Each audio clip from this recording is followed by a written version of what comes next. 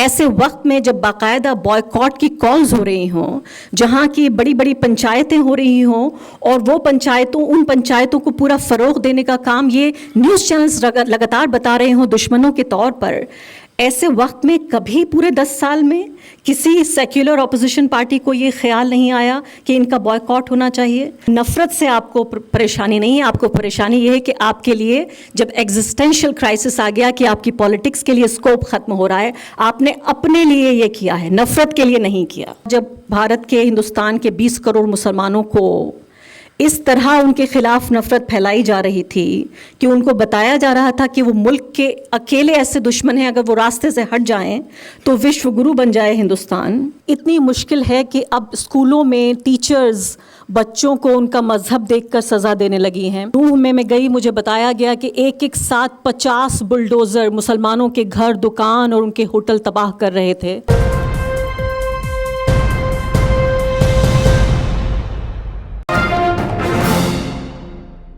ہم اکثر ذکر کر رہے ہیں کہ مسلمان ایک سروائیول کی لڑائی لڑ رہے ہیں، ہم ذکر کر رہے ہیں کہ ہندوستان میں کس طریقے سے ایک سلو جینوسائیڈ، ایک طرح کا نرسنگھار چل رہا ہے، ایک طرح کی اکنامک اپارتھائی یہاں پر اتنی مشکل ہے کہ اب اسکولوں میں ٹیچرز بچوں کو ان کا مذہب دیکھ کر سزا دینے لگی ہیں۔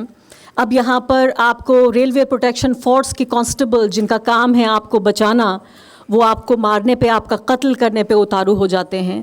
یہاں پر نوح میں گئی، مجھے بتایا گیا کہ ایک ساتھ 50 بلڈوزر مسلمانوں کے گھر، دکان اور ان کے ہوٹل تباہ کر رہے تھے۔ جب میں وہاں پہنچی تو لگا کہ اوپر سے کوئی ہوائی حملہ ہوا ہے، کئی میٹر تک لگاتار میری کار چلتی رہی اور لگا کہ کوئی ہوائی حملہ ہوا ہے، سب کچھ نیست نابود ہو گیا تھا۔ ایسے وقت میں جب کہ یہ پتہ نہیں کہ آپ صبح دفتر کے لیے نکلے ہیں، اسکول کے لیے نکلے ہیں، کالج کے لیے نکلے ہیں، شام کو آپ صحیح سلامت گھر لوٹیں گے یا نہیں۔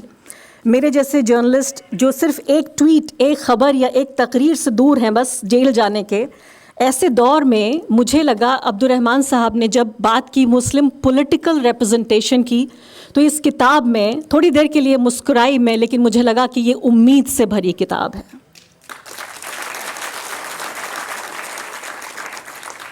کیونکہ یہ کتاب سروائیول کی بات نہیں کر رہی ہے، یہ کتاب حق کی بات کر رہی ہے، یہ کتاب رحم نہیں مانگ رہی ہے، یہ کتاب جو ہمارا ہے وہ ہمیں دے دیا جائے یہ مانگ رہی ہے۔ تو اس لیے مجھے اس کا بھی احساس ہوا کہ اس کتاب کے ذریعے 20 کروڑ مسلمانوں کا جو ایک ڈیموکریٹک فیوچر ہے اس کی امید بھی بتاتی ہے یہ کتاب، اور ہسٹری سے ہمیں روبرو کراتی ہے کہ ٹھیک ہے، جو تاریخ ہے اس نے بہت برے دور دیکھے ہیں، اس سے بھی زیادہ برے دور دیکھیں، اور وہ دور گزر گیا، یہ دور بھی گزر جائے گا۔ جب آپ پنے پلٹتے ہیں تو بہت سارے سیاہ پنے نظر آتے ہیں۔ اس کتاب کے ذریعے بھی میں نے دیکھا کہ اس کتاب میں بھی اس سے زیادہ سیاہ وقت آیا ہے ہندوستان کی ڈیموکریسی کے لیے، مسلمانوں کے لیے، کانسٹیٹیوشن کے لیے، اور خاص کر ایسے دور میں۔ ابھی پروگرام ریکارڈ کر کے آئی ہوں یہاں آنے سے ٹھیک پہلے، اور میں نے اپنے پروگرام میں کہا کہ کیسے انڈین ڈیموکریسی جو ہے وہ ہمارے نریندر مودی جی نے ایک مسٹری بنا دی ہے، ایک رہسیہ بنا دیا ہے، جس میں کبھی کچھ پتہ نہیں چلتا کہ سیشن جو ہے وہ 5 دن کا اناؤنس کر دیا گیا۔ اب لوگ قیاس لگا رہے ہیں بیٹھے ہوئے کہ کیا انڈیا کا نام بھارت بدلا جائے گا، کیا سنویدھان بدلا جائے گا، کیا الیکشن کمیشن کو لے کر جو قانون آ رہا ہے وہ ہوگا، کیا 1 نیشن 1 الیکشن ہوگا، یا اس کے علاوہ ویمنس ریزرویشن بل آئے گا۔ یعنی کسی بھی طریقے سے کوئی ٹرانسپیرنسی کی گنجائش نہیں ہے۔ ایک ایسا دور ہے جو الیکٹڈ ڈکٹیٹرز کا دور ہے۔ ایسے دور میں، الیکٹڈ ڈکٹیٹرز کے دور میں، جہاں آپ کے لیے نہیں آپ کے خلاف پالیٹکس ہو رہی ہے، ایک پالیٹیشین کو سب سے زیادہ ووٹ اور سپورٹ تب ملتا ہے جب وہ مائنورٹیز کے لیے کام نہیں کرتا۔ کتنا زیادہ وہ مائنورٹیز کے بیچ ان پاپولر ہے، غیر مقبول ہے، کتنا ظلم وہ اٹھا سکتا ہے، کتنی نفرت بھری باتیں وہ کر سکتا ہے، کتنا پوٹینشیل ہے اس کے اندر خون خرابے کا، اس کی بنیاد پر آج ووٹ ڈالے جا رہے ہیں۔ اور ایسے وقت میں یہ بات کر رہے ہیں کہ 20 کروڑ مسلمانوں کا پولیٹیکل ریپرزنٹیشن ہونا چاہیے۔ اس میں کئی بحث کے موضوع ہیں، میں کچھ روشنی جلدی سے میڈیا پر بھی ڈالوں گی، اس بارے میں زیادہ جانتی ہوں۔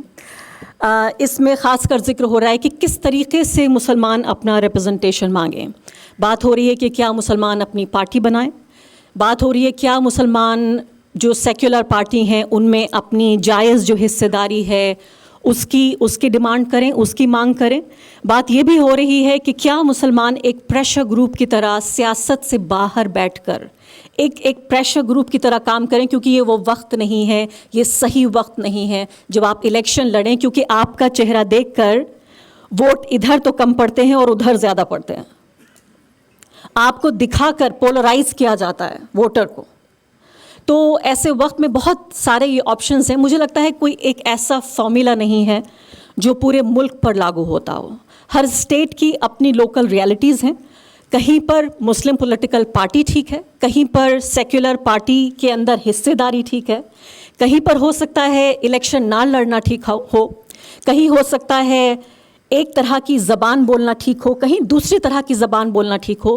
سب سے بڑا مقصد یہ ہے کہ پولیٹیکل ریپرزنٹیشن ہونا چاہیے, اور اس میں ایک طرح کی اسٹریٹجی, ایک طرح کی حکمت عملی ہو. بہت کچھ ایسا ہے جو خلاف ہوا ہے, لیکن بہت کچھ ایسا ہے جو اب بھی فیور میں ہے. فرق صرف اتنا ہے کہ جو نفرت کی آوازیں ہیں, جو تشدد کی اور وائلنس کی آوازیں ہیں, وہ اتنی زور سے بول رہی ہیں, ان کی آواز اتنی زیادہ تیز ہے کہ جو اس میں امن کی آوازیں ہیں, جو ایکتا کی آوازیں ہیں, وہ سنائی کم دیتی ہیں. ریپرزنٹیشن بہت ضروری ہے. یہ بات ہم نے ڈاکٹر بھیم راؤ امبیڈکر سے بھی سنی, یہ بات کاشی رام سے بھی سنی نہیں بلکہ دیکھی. اور دلتوں کا حال میں نے دیکھا, خاص کر اپنے اسٹیٹ اتر پردیش میں. میں نے یہ بھی دیکھا کہ جہاں چھوٹے لیول پہ بھی پولیٹیکل ریپرزنٹیشن ہوتا ہے, آپ سمجھیے میونسپیلٹی کے لیول پہ بھی جہاں ریپرزنٹیشن ہوتا ہے, پورے علاقے کو تر و تازہ کر دیتا ہے, پورے علاقے کو جان بخش دیتا ہے. پورے علاقے میں سمجھتی ہوں کہ جو خاص کر جو مارجنلائز طبقے ہیں ان کے لیے پولیٹیکل ریپرزنٹیشن ان سے بھی زیادہ ضروری ہے جو لوگ اس پوری ریس پہ سوشلی اور اکنامکلی آگے بڑھ گئے ہیں. کیونکہ پاور کے پورے ریسورسز جو ہیں, جو پاور کی نلیاں ہیں, وہ سروت, وہ جو سورسز ہیں, ان پر آپ کا قبضہ بہت ضروری ہے. اب یہاں پر بات آ رہی ہے, ایک مثال میں سن رہی تھی, آپ سے بھی بات کرنا چاہتی ہوں کہ if you are not on the table then you are on the menu. اگر آپ ڈائننگ ٹیبل پہ نہیں ہیں, اگر آپ کے پاس کرسی نہیں ہے, آپ کھانے کی میز پہ نہیں بیٹھے ہیں, تو جو آپ کھا رہے ہیں چیزیں, جو مینیو ہے وہ وہاں پر آپ ہیں. آپ سمجھ گئے ہوں گے. اس کا مطلب یہ ہے کہ نہیں, اگر آپ ڈائننگ ٹیبل پہ نہیں ہیں, if you are not on the table then you are on the menu. تو اس بات کو بہت یہ ہے میں سمجھنا, لیکن ایک جرنلسٹ ہونے کے ناطے, اور یسرا نے کہا ایک مسلم جرنلسٹ ہونے کے ناطے, یہ بھی آپ دیکھیے الگ الگ طرح کی پہچانیں ملی ہیں اس دور میں. پہلے مجھے بہت سارے لوگ آ کے سوشل میڈیا پہ کہتے ہیں آپ تو صرف مسلمانوں کی جرنلسٹ ہیں, آپ تو صرف مسلمانوں کے لیے کام کرتی ہیں, آپ تو صرف ان کے لیے رپورٹنگ کرتی ہیں. پہلے جب مجھ سے کوئی ایسا کہتا تھا تو مجھے بڑا برا لگتا تھا, کیونکہ میں نے کبھی یہ نہیں سمجھا کہ میں ایک طبقے کی جرنلسٹ ہوں. میں ہمیشہ سمجھتی تھی کہ میں سوشل جسٹس اورینٹڈ جرنلسٹ ہوں, جہاں بات آتی ہے کمزور طبقوں کی, چاہے وہ مسلمان ہوں, دلت ہوں, آدیواسی ہوں, کسان ہوں, مزدور ہوں. میں نے ابھی سب سے پہلے یہاں عورتوں کا مسئلہ اٹھایا. میں ہمیشہ سے سوچتی تھی کہ میں social justice oriented, freedom oriented journalist ہوں, رائٹس اورینٹڈ جرنلسٹ ہوں. لیکن اب کچھ دنوں سے لگنے لگا کہ اچھا لگنے لگا جب کسی نے کہا کہ آپ مسلم جرنلسٹ ہیں. نہ جانے کیوں اب میں اسے ایک تاج کی طرح پہنتی ہوں.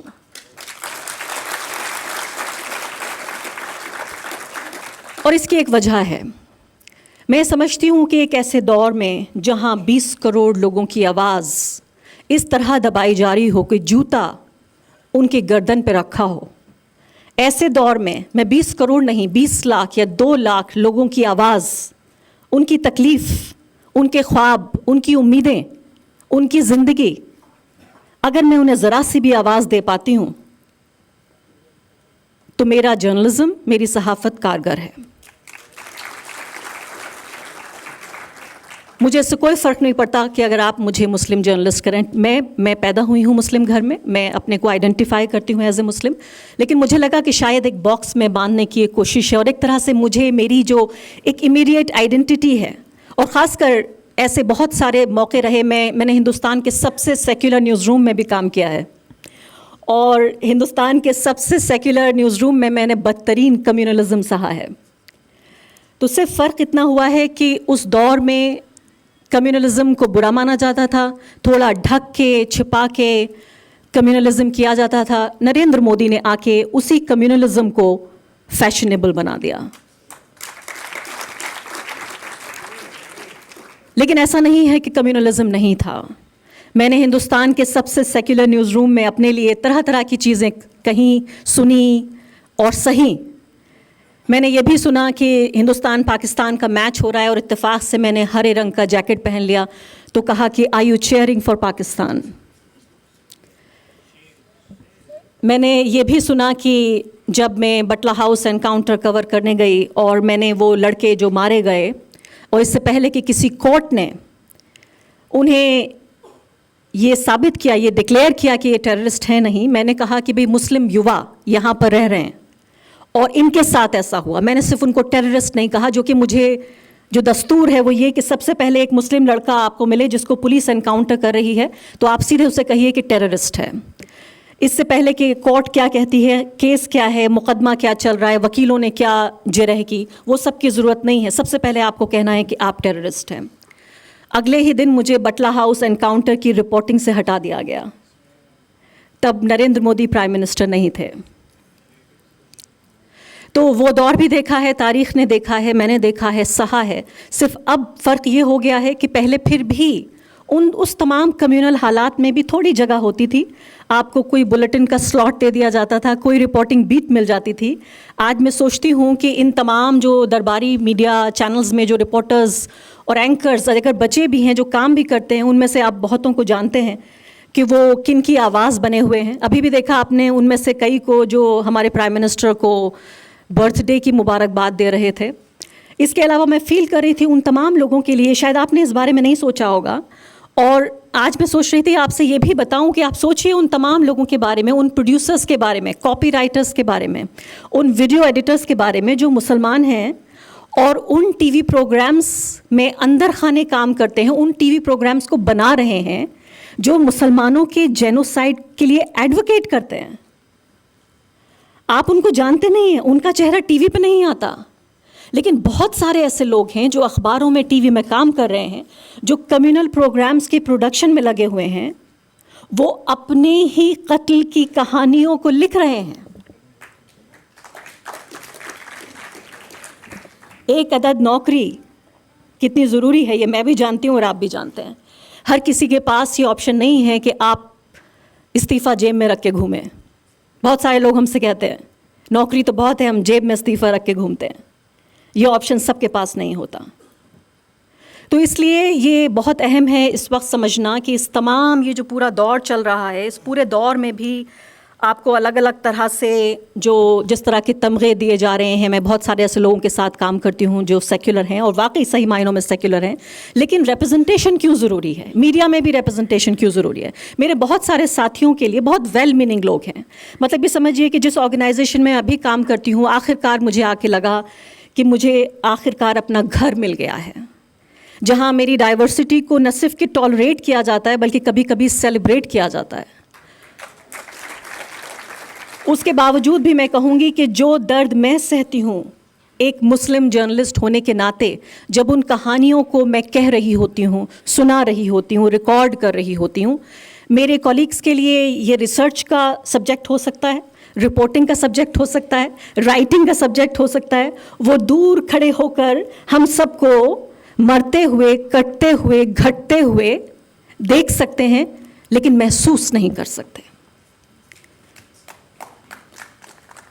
اور اسی لیے جو ریپرزنٹیشن ہے وہ بہت ضروری ہے ایسے خاص کر دور میں، جب کہ ہم یہ دیکھ رہے ہیں کہ ابھی کل پرسوں میں نے ایک بات کہی بڑی ناگوار گزری، اور خاص کر اپوزیشن کے لیڈرز میں کئی کا میرے پاس فون بھی آیا. بات ہو رہی تھی انڈیا بلاک کے بائیکاٹ کی کہ انہوں نے اینکرز کا بائیکاٹ کیا ہے. میں نے کہا بھئی یہ تو بہت خود غرض فیصلہ ہے. اگر انہوں نے نفرت کے لیے بائیکاٹ کیا ہے تو یہ بائیکاٹ 10 سال پہلے ہونا چاہیے تھا. یہ تو انہوں نے جب انہیں لگا، جب بھارت کے، ہندوستان کے 20 کروڑ مسلمانوں کو اس طرح ان کے خلاف نفرت پھیلائی جا رہی تھی کہ ان کو بتایا جا رہا تھا کہ وہ ملک کے اکیلے ایسے دشمن ہیں، اگر وہ راستے سے ہٹ جائیں تو وشو گرو بن جائے ہندوستان. وہ اتنے بدترین لوگ ہیں کہ ایک وائرس اپنے اوپر لاد کر، اپنے کو انفیکٹ کر کے، وہ باقی ہندوستان کے لوگوں کو 120 کروڑ جو باقی بچے لوگ ہیں ان کو وائرس دینے کے لیے بن گئے ہیں. وہ کورونا بوم ہیں، انہوں نے کورونا جہاد کیا ہے. ایسے وقت میں جب باقاعدہ بوائیکاٹ کی کالز ہو رہی ہوں، جہاں کی بڑی بڑی پنچایتیں ہو رہی ہوں، اور وہ ان پنچایتوں کو پورا فروغ دینے کا کام یہ نیوز چینلز لگاتار بتا رہے ہوں دشمنوں کے طور پر، ایسے وقت میں کبھی پورے 10 سال میں کسی سیکولر اپوزیشن پارٹی کو یہ خیال نہیں آیا کہ ان کا بوائیکاٹ ہونا چاہیے؟ جب آخرکار یہ لگا کہ یہ ایگزسٹینشل کرائسس ہے، کہ اب سیکولر پالیٹکس کے لیے کوئی جگہ نہیں بچی، تو ایک سمبلزم، ایک پرتیک کے طور پہ، ایک سمبل کے طور پہ یہ کہا گیا کہ ہم ان کا بوائیکاٹ کرتے ہیں. میں ابھی بھی ویلکم کرتی ہوں. میں یہ نہیں کہہ رہی ہوں کہ میں اس فیصلے سے خفا ہوں. میں صرف آئینہ دکھانا چاہتی ہوں کہ آپ نفرت سے آپ کو پریشانی نہیں ہے. آپ کو پریشانی یہ ہے کہ آپ کے لیے جب ایگزسٹینشل کرائسس آ گیا کہ آپ کی پالیٹکس کے لیے اسکوپ ختم ہو رہا ہے، آپ نے اپنے لیے یہ کیا ہے، نفرت کے لیے نہیں کیا. ٹھیک اسی طریقے سے جیسے میں نے دیکھا اتر پردیش میں کیسے جو ہماری ایلیجڈلی جو تتھا کتھت جسے ہندی میں کہتے ہیں سیکولر پارٹیز ہیں، جب میں نے دیکھا کہ ایک مظفر نگر میں نے جو 2013 کے جو رائٹ وکٹمز ہیں ان پہ میں نے ایک ڈاکیومنٹری بنائی اور دیکھا کہ کتنے دوزخی بدترین حالات میں وہ لوگ جی رہے تھے. تو ایک سیکولر پارٹی کے نیتا کا ہمارے ایڈیٹر کے پاس فون آیا اور کہنے لگے بھئی آپ کی سینئر ایڈیٹر ہماری پولیٹیکل ایکویژن خراب کر رہی ہیں. کیونکہ میں نے یہ کہا کہ بھئی 2013 سے لے کے 2017 کے بیچ وہ 4 سال بھی گزرے جب وہ سیکولر پارٹی جو پاور میں تھی وہ ان لوگوں کا خیال رکھ سکتی تھی، ان کو ڈھنگ سے گھر دے سکتی تھی، ان کو ریہیبلیٹیٹ کر سکتی تھی. تو یہ حالت ہے. تو مجھے لگتا ہے کہ میڈیا کے ایک نمائندہ ہونے کے ناطے، اور آپ سب لوگ جو کسی نہ کسی حیثیت میں کام کریں، یہاں بہت سارے میرے میڈیا کے دوست بھی ہیں اور باقی آپ جس بھی کیپیسٹی میں ہیں، کمیونل پارٹی کو بھی ہینڈل کرنا ضروری ہے. سیکولر پارٹیوں کو بھی ایک دباؤ بنا کے رکھنا ضروری ہے، ان کو بھی، کیونکہ یہ بھی بہت بری عادت ہے سیکولر پارٹیوں کی کہ کب وہ لیفٹ سے رائٹ کی طرف مڑتی چلی جائیں، ان کو بھی بیچ میں رکھنا بہت ضروری ہے. اور اس کے لیے بھی ہمارے سامنے جو یہاں پر بیٹھے ہوئے مہمانوں میں وہ بھی ایک صاحب موجود ہیں. سیکولر پارٹیاں رائٹ کی طرف نہ جائیں، سینٹر تک ہی رہیں. اس کے لیے خیر بہت بہت شکریہ آپ لوگوں کا. میں آپ لوگوں سے یہ گزارش کرتی ہوں کہ اس کتاب کو ضرور پڑھیے اور امید بنا کر اور ساتھ ساتھ امید بچا کر ضرور رکھیے. وہی امید جو یہ کتاب آپ کو دے رہی ہے کہ یہ ہندوستان آپ کا ہے، اس ہندوستان کا جو جمہوری مستقبل ہے، جو ڈیموکریٹک فیوچر ہے، اس میں آپ کی برابر کی حصہ داری ہے. کوئی بھی آپ سے کچھ کہے آپ یقین مت کیجیے. بہت سارے جو چراغ ہیں وہ بجھ رہے ہیں، لیکن ایک سورج جو ہے وہ لگاتار روز چمکتا ہے، یقین دیتا ہے. شکریہ.